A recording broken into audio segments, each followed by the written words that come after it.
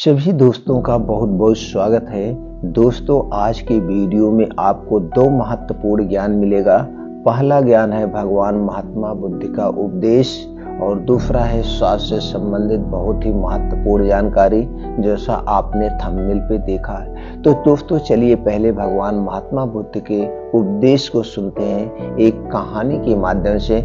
आज का जो भगवान महात्मा बुद्ध का उपदेश है, चिंता में खुद को बर्बाद मत करो, इसे जानते हैं एक कहानी के माध्यम से। यह उन दिनों की बात है जब एक सन्यासी सेब के बाग में अपना समय व्यतीत कर रहे थे। उस समय तक सन्यासी की प्रसिद्धि दूर दूर तक फैल चुकी थी। लोग अपनी चिंताओं और समस्याओं का समाधान खोजने के लिए दूर दूर से सन्यासी के पास आते थे। ऐसे ही एक दिन जब सन्यासी सेब के जंगल में लोगों को उपदेश दे रहे थे, तो एक आदमी अपने 25 से 26 साल के बेटे के साथ सन्यासी की ओर आ रहा था। जब वह उपदेश स्थल के पास पहुंचे तो सन्यासी ने उनकी ओर देखा और इशारा किया उसके पास बैठने के लिए। जब उपदेश समाप्त हो गया और सभी लोग चले गए, तब सन्यासी ने उस व्यक्ति को अपने पास बुलाया और बैठने को कहा। चारों ओर हरियाली थी, मौसम सुहाना था, तरह तरह के पंछियों की आवाजें गूंज रही थी। ऐसा नजारा देखकर उस व्यक्ति को अंदर से बहुत शांति महसूस हो रही थी। इसके बाद सन्यासी ने उस व्यक्ति से आने का कारण पूछा। इस पर वह व्यक्ति बोला, महात्मा, मैं अपने बेटे को आपसे मिलवाने के लिए 2 दिन की लंबी यात्रा पर आया हूँ। यह मेरा इकलौता बेटा है और वह हर वक्त थका रहता है। ऐसा लगता है कि इसमें जान ही नहीं है। इसका स्वभाव भी काफी चिड़चिड़ा हो गया है। अगर हम इसे कुछ भी कहें तो यह हमारी छोटी छोटी बातों पर गुस्सा हो जाता है। इसकी देखने की क्षमता भी उससे उम्र से पहले ही कमजोर हो गई है और उसके बाल भी सफेद हो रहे हैं। इतनी कम उम्र में बूढ़ा दिखने लगा। मैं समझ नहीं पा रहा हूं कि उसके साथ क्या हो रहा है। हे सन्यासी, मुझे अपने बेटे की बहुत चिंता हो रही है। मैं अपने बेटे को डॉक्टर के पास ले गया तो उन्होंने कुछ दवा दी और कहा, बेटा कम तनाव लो। वह अपने दिमाग पर बहुत अधिक तनाव लेता है, इसलिए उसकी यह हालत। लेकिन उन्हें बहुत समझाने के बाद भी मुझे तनाव का मतलब समझ नहीं आया। मुझे नहीं पता कि तनाव क्या है, इसका कारण क्या है और इसे कैसे दूर किया जा सकता है। मेरे बेटे के मन की लेकिन सबसे पहले मुझे यह समझना होगा कि तनाव क्या है। इसलिए मैं आपके पास आया हूं। सन्यासी, कृपया मेरी समस्या का समाधान करें। यह सुनकर सन्यासी ने उनके बेटे को बहुत ध्यान से देखा। उसके चेहरे को देखा, उसकी आंखों को देखा, फिर उसके हाथों की नाड़ी भी जांची।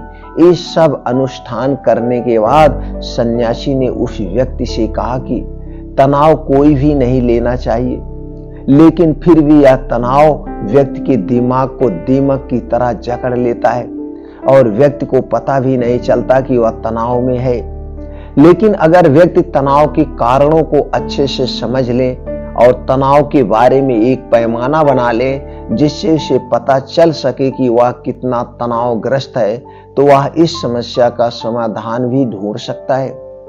सबसे पहले यह समझ ले कि तनाव क्या है।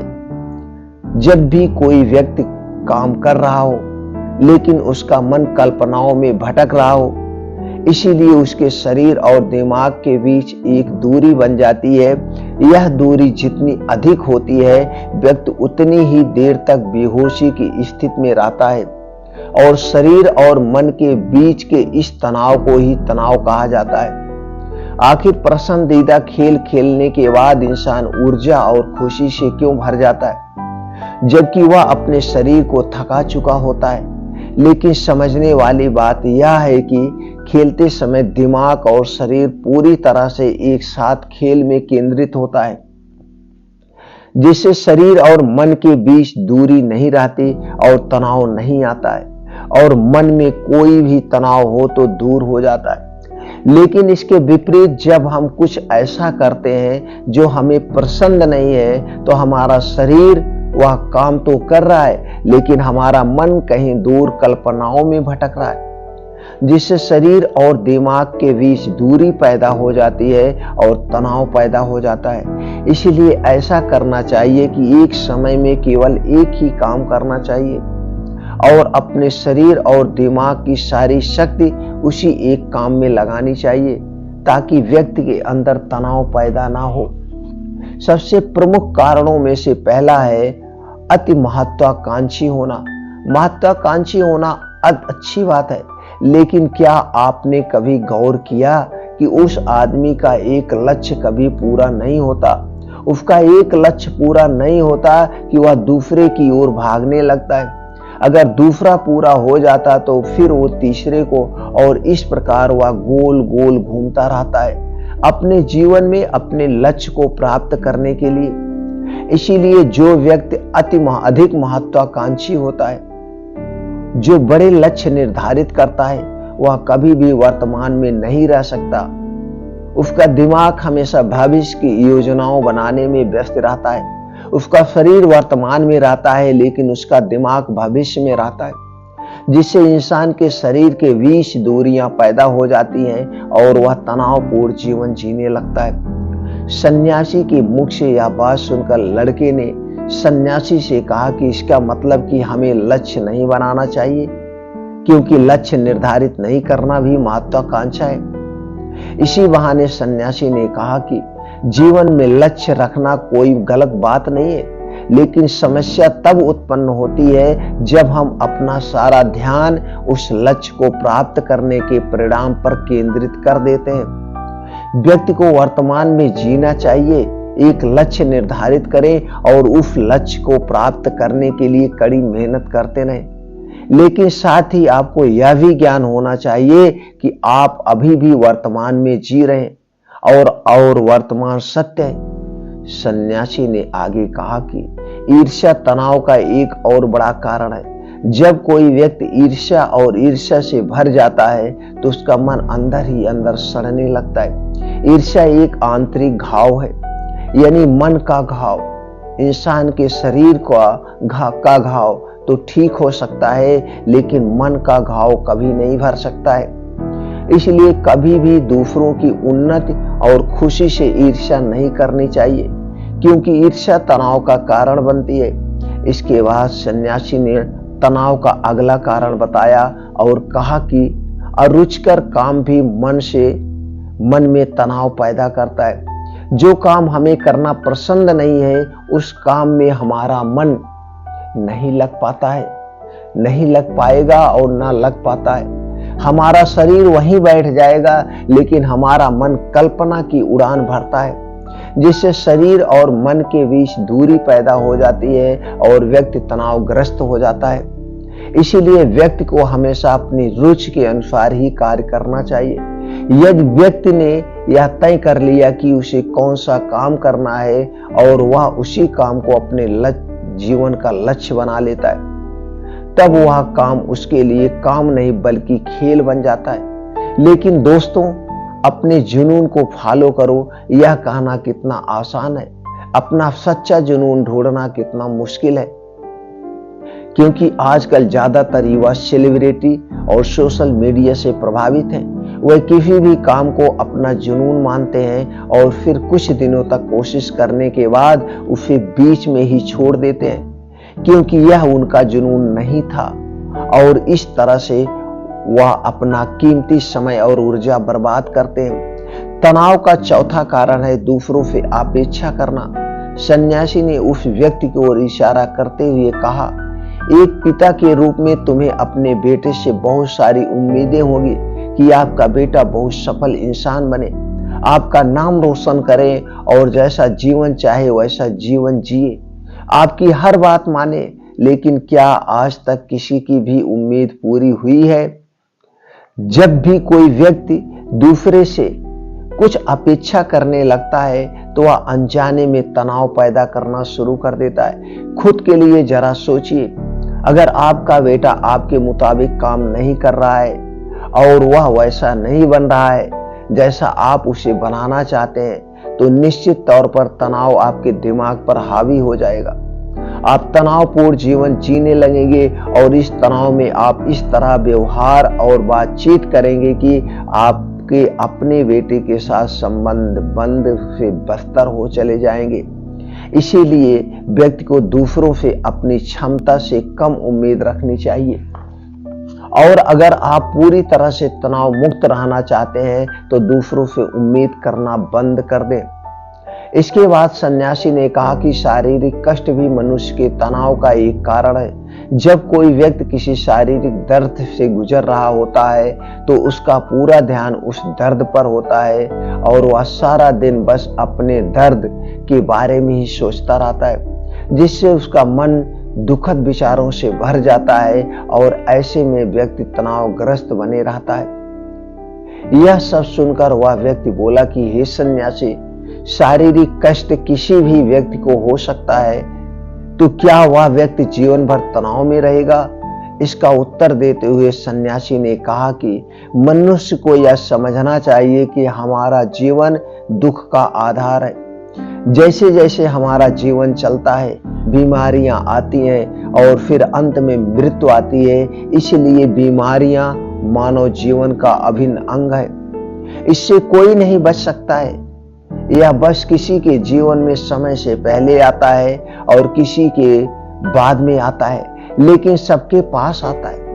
जब मानव मस्तिष्क इस बात को अच्छी तरह से समझ जाएगा तो तब उसे अपनी बीमारी के बारे में सोचकर ज्यादा तनाव नहीं लेना चाहिए, क्योंकि यह हमारे जीवन का अभिन्न अंग है और इसके लिए शारीरिक व्यायाम का अभ्यास करते रहना चाहिए और स्वस्थ जीवन शैली को भी अपने जीवन में जगह देनी चाहिए, जिससे उनका शरीर लंबे समय तक स्वस्थ रहकर ठीक से काम कर सके।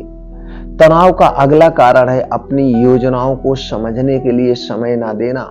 कुछ लोगों के मन में यह विचार घर कर जाता है कि वह बिना सोचे समझे उस पर काम शुरू कर देते हैं और जब उन्हें उस काम में असफलता मिलती है तो वह तनाव से भर जाते हैं, क्योंकि उन्होंने इस काम को शुरू करने से पहले उस काम के बारे में पूरी जानकारी इकट्ठा नहीं की थी। किसी भी कार्य को शुरू करने से पहले व्यक्ति को उसके अच्छे और बुरे परिणाम के बारे में ठीक से विचार कर लेना चाहिए। व्यक्ति को यह भी अच्छे से सोचना चाहिए कि यदि यह योजना सफल नहीं हुई तो इसके बाद मैं क्या करूंगा। इसलिए व्यक्ति को अपनी योजनाओं को समझने के लिए पूरा समय देना चाहिए, ताकि बाद में वही योजना तनाव पैदा ना कर दे। तनाव का 7वां सबसे बड़ा कारण टाल मटोल है। आज का काम कल पर डाल देना। आपने यह कहावत तो सुनी ही होगी कि आलस्य मनुष्य का सबसे बड़ा दुश्मन है। मनुष्य अपने आलस के कारण आज के काम को कल पर टाल देता है और फिर टालना उसकी आदत बन जाती है। टाल मटोल करने वाले का काम कभी भी पूरा समय पर पूरा नहीं होता है और अगर किसी कारण से हो भी जाता है तो उतना अच्छा नहीं होता है जितना हो सकता था और फिर यह बात इंसान के अंदर तनाव पैदा करती है। लेकिन आखिरी समय पर टालना या न करना एक आदत है, इसीलिए न चाहते हुए भी व्यक्ति बार बार इस आदत का शिकार हो जाता है और फिर काम को टालता रहता है और फिर जब काम की बात सीमा नजदीक आ जाती है तो वह उस काम को पूरा करने की कोशिश करता है। इसलिए तनाव मुक्त रहने के लिए व्यक्ति को काम को टालने की आदत को छोड़ना होगा और यह तभी संभव है जब लोग काम को समय से पहले पूरा करने का प्रयास करेंगे। तनाव का आखिरी और सबसे बड़ा कारण है ज्यादा सोचना। ज्यादातर सोचना एक बीमारी है और यह उन लोगों में सबसे ज्यादा पाई जाती है जो कल्पनाएं करते हैं, जो अतीत की घटनाओं के बारे में सोचते रहते हैं और जो भविष्य के बारे में बेतहाशा अटकलें लगाते हैं। इसलिए व्यक्ति को ज्यादा सोचने की आदत पर अंकुश लगाना चाहिए। उसे जितना हो सके खुद को काम में व्यस्त रखने की कोशिश करनी चाहिए और प्रतिदिन ध्यान के अभ्यास को अपने जीवन का हिस्सा बनाएं। सन्यासी के मुख से ये सभी बातें सुनकर वह व्यक्ति हाथ जोड़कर बोला, हे सन्यासी, मेरा बेटा अभी सिर्फ 25 साल का है और उसे इतनी समझ भी नहीं है कि वह सभी बातों का पालन कर सके। कृपया तनाव दूर करने का कोई आसान तरीका बताएं ताकि मेरा बेटा भी उसे अपना सके और तनाव मुक्त रह सके। उस व्यक्ति की यह बात सुनकर सन्यासी ने कुछ सोचते हुए उत्तर दिया, यदि आप इतनी सारी बातों का पालन नहीं कर सकते तो इसके लिए एक बहुत ही आसान तरीका है। आप एक समय में एक ही काम करने का ध्यान केंद्रित करते हैं। आप उस समय जो कर रहे हैं बस उसी पर ध्यान केंद्रित करें और यदि आपका मन भटकता है तो जैसे ही आपको याद आए अपना ध्यान उस काम पर लौटा दें। तनाव मुक्त रहने का सबसे आसान और अच्छा तरीका है।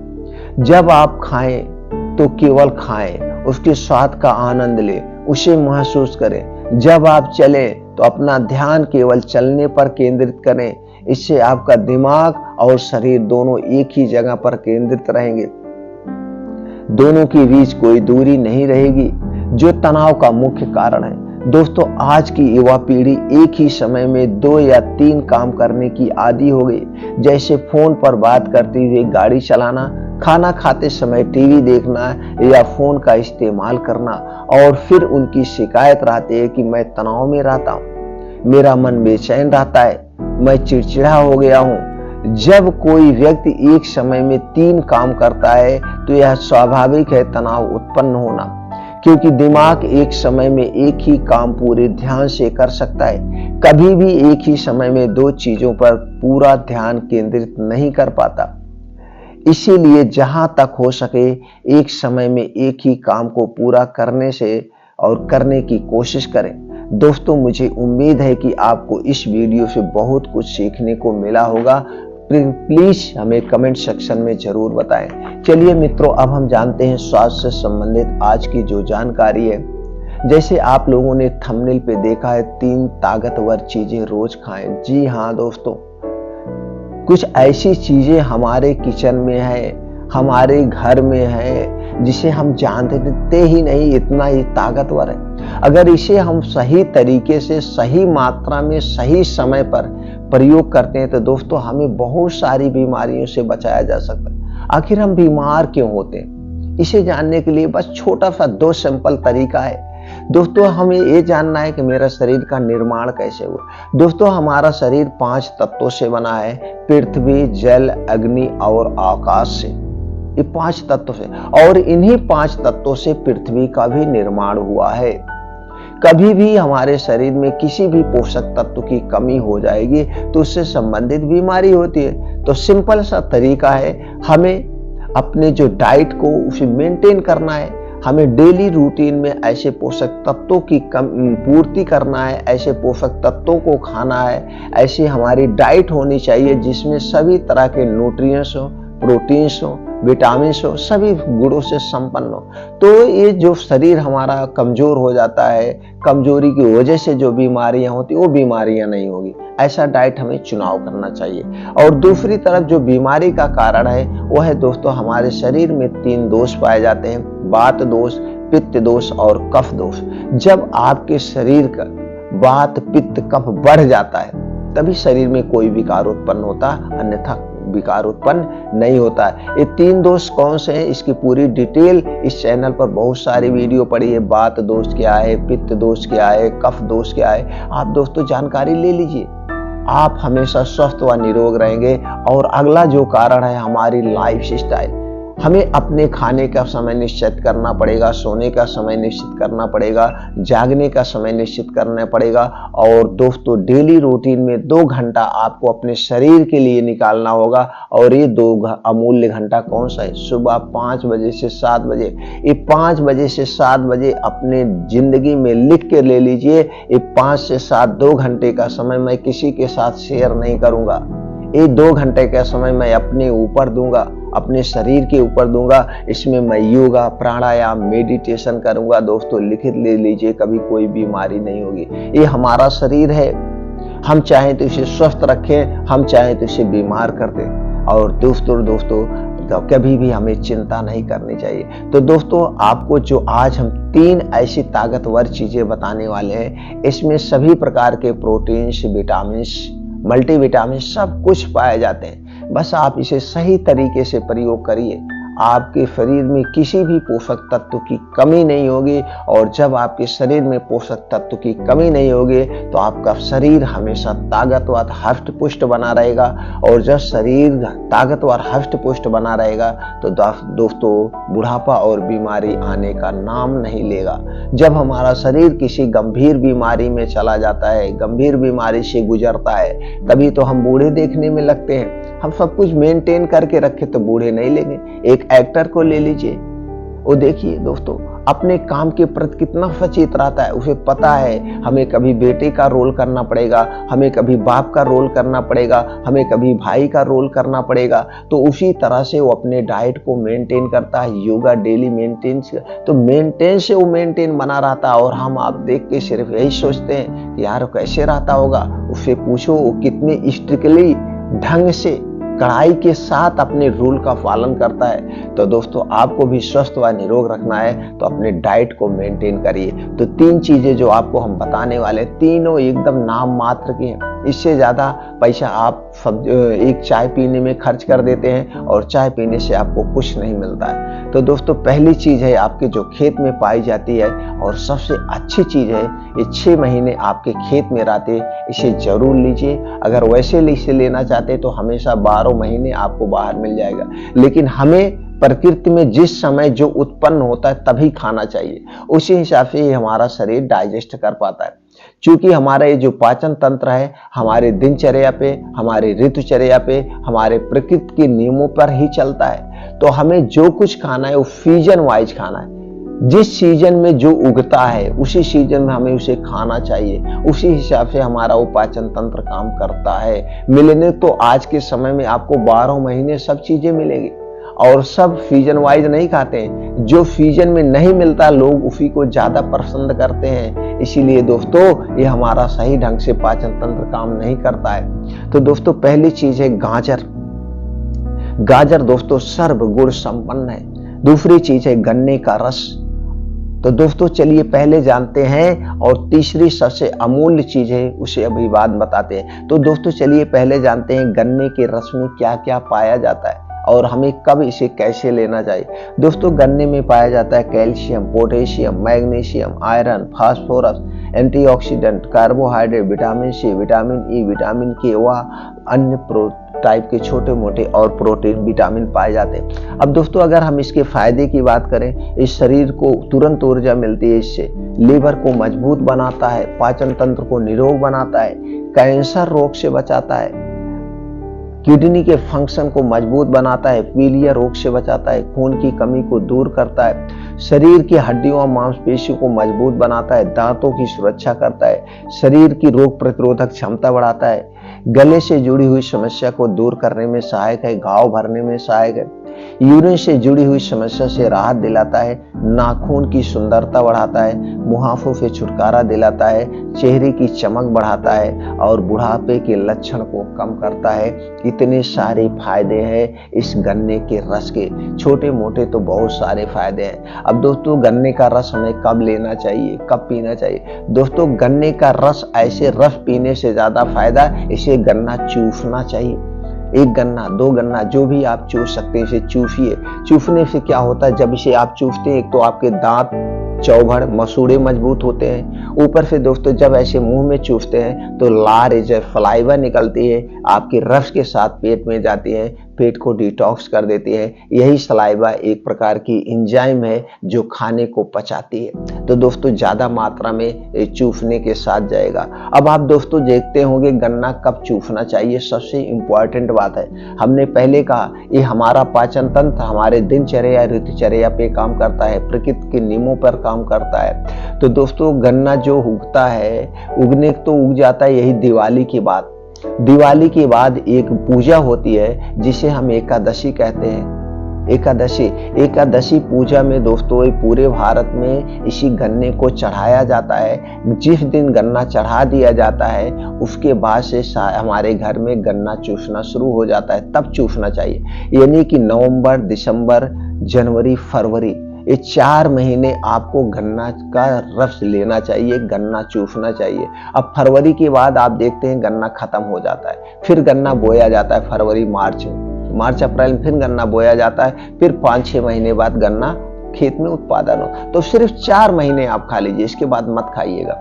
खा सकते हैं आप तो 12 महीने लोग गन्ने का रस पीते हैं, पी सकते हैं, कोई दिक्कत नहीं, लेकिन जो नियम से है ये है प्रकृति के नियम से, ये सही ढंग से डाइजेस्ट हो जाता है। अब हमें कितना पीना चाहिए? वैसे तो दोस्तों हम लोग छोटे छोटे थे, आज भी हैं, तो 3-4 गन्ना चूस लेते थे। पहले गन्ना खेतों में छिले जाता था, जब गन्ना छिलने हम लोग जाते थे तो 5 ही बजे भोर में ही जाते थे और गन्ना सर पर रख करके उसे ले जाते थे मशीन पे रखने, जहाँ पेरा जाता था। तो दोस्तों चलते चलते चूसते रहते थे, सर पे बोझ लिए हैं, चूसते रहते थे। तो हम लोग सूर्य निकलने के पहले ही चूस लेते थे, क्योंकि गन्ना छिलने के बाद स्कूल जाना होता था, काम करना होता था, तो स्कूल जाने के पहले ये सारी प्रक्रिया हो जाती थी। तो 4 महीना हम लोग तो ऐसे सूर्य निकलने के पहले ही चूस सकते। तो गन्ना जब भी चूसिएगा तो दोस्तों इसे सुबह के समय खाली पेट और शाम का भी आपका पेट खाली रहता है, जैसे 5 से 6 बजे, तब भी आप चूस सकते हैं। तो दोस्तों इस समय आप चूसिएगा,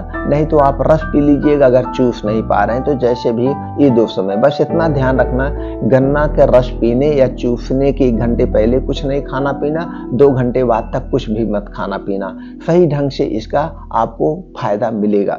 तो दोस्तों इस ढंग से गन्ने का रस 4 महीना आप प्रयोग करिए, नवंबर, दिसंबर, जनवरी, फरवरी। आपका पूरे शरीर में कभी भी आपको खून की कमी नहीं होगी, पूरा साल आपका निकल जाएगा, खून की कमी नहीं होगी। फिर अगले साल में इस 4 महीने कर लेना।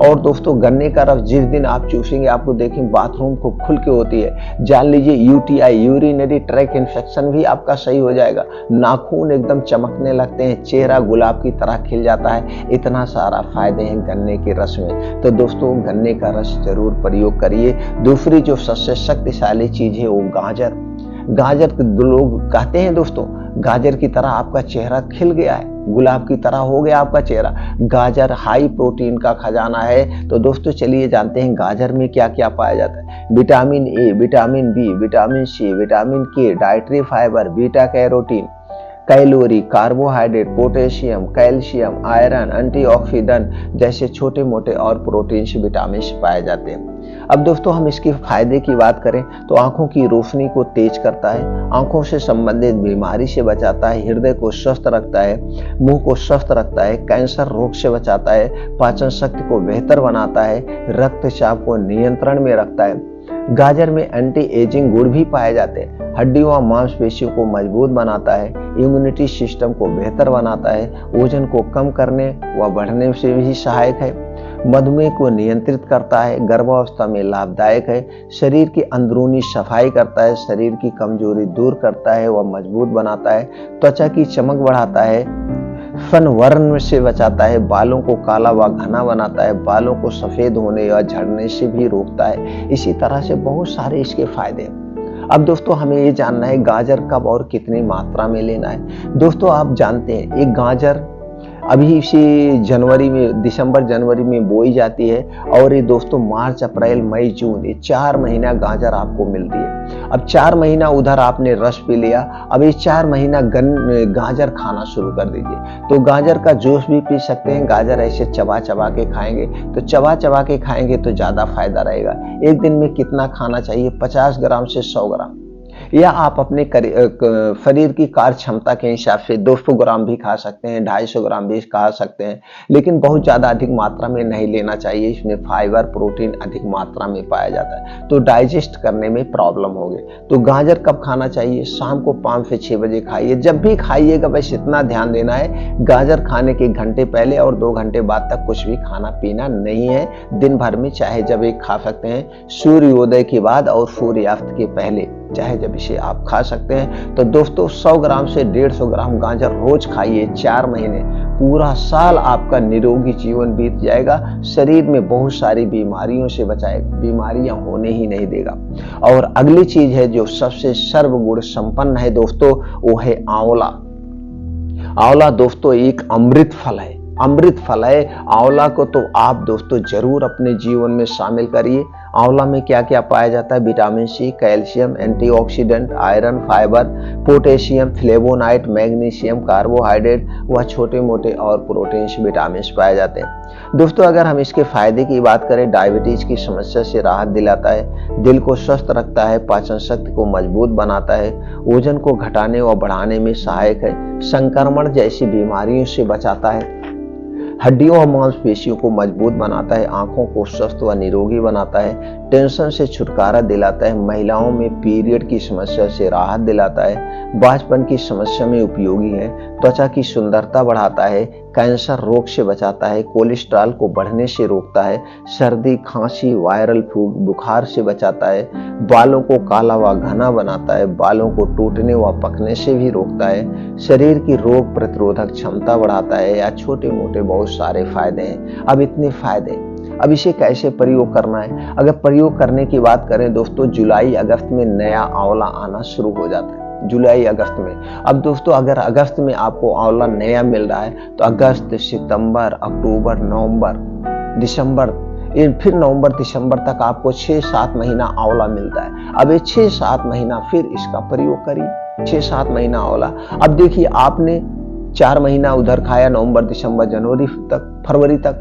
अब उसके बाद आपने गाजर खा लिया, अब इसके बाद आप आंवला खा रहे हैं, तो दोस्तों पूरा साल तो आप निरोगी हो गए, कोई बीमारी ही नहीं होगी। बस उसके साथ साथ खाने पीने के नियम, प्रकृति के नियम और डेली योगा मेडिटेशन करिए, हमेशा स्वस्थ रहेंगे। तो दोस्तों आंवला आपको खाना ये 5-6 महीना जम के खाइए। आंवला कब खाना है? आंवला का आप चटनी खा सकते हैं, अचार खा सकते हैं, मुरब्बा खा सकते हैं। और दोस्तों सबसे बढ़िया तो रहेगा रोज 2 से 3 आंवला आप ऐसे रोज सुबह खाली पेट, रोज सुबह खाली पेट 2 से 3 आंवला चबा चबा के खा लिए, आपके सारे रोग दूर हो जाएंगे। आंवला इतनी शक्तिशाली है, मैं डेली 2 आंवला रोज दोस्तों सुबह खाली पेट खाता हूँ। बस खाने के यही नियम है, इस आंवला को भी खाने के 1 घंटे पहले कुछ नहीं खाना पीना है और 2 घंटे बाद तक कुछ भी नहीं खाना पीना है। इस रूल को जरूर फॉलो करिएगा, खाने के पहले और खाने के बाद वाला रूल जरूर फॉलो करिए, कुछ नहीं खाना पीना। तो दोस्तों उम्मीद करते हैं इसको आप फॉलो करेंगे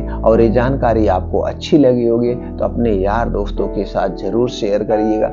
चलिए फिर मिलते हैं दोस्तों अगले वीडियो में नई जानकारी के साथ।